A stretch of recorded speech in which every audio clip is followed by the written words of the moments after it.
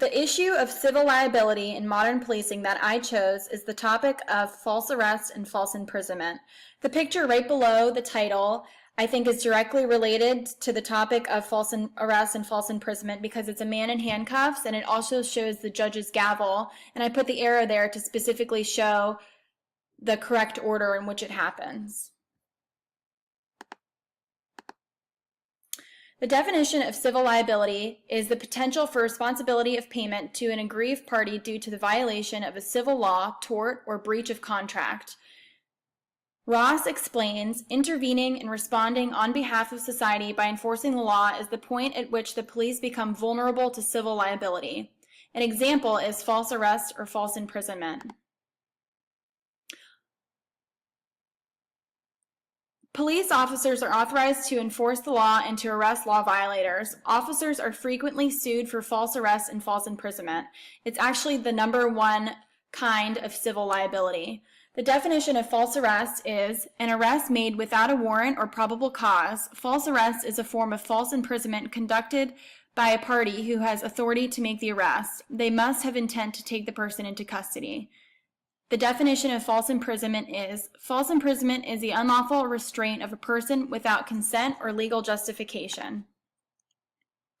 3 components of an arrest: the intent of the arresting officer to take the person into custody. An officer making an arrest must have the authority to restrict the person's liberty. It has to be within the scope of authority. And the person must come under the control and custody of the officer. This can happen by voluntary means or through the use of physical force. Ross explains that claims of warrantless arrest without probable cause are one of the most frequently litigated issues. An example is, an arresting officer failed to take the arrested person before court within a reasonable time period or without unnecessary delay. This would lead to the officer being guilty of false imprisonment.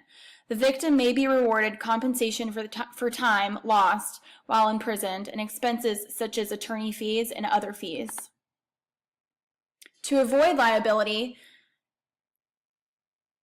a person must establish that he or she did not imprison the other person, or he or she must justify the imprisonment in court. To ensure that false arrests and false imprisonments do not occur, all officers and other individuals given authority to arrest and detain an individual should be properly trained in the subject and learn how to avoid making mistakes such as misidentification. There are many cases showing false imprisonment claims for mistakenly arresting the wrong person and bounty hunters receiving these claims.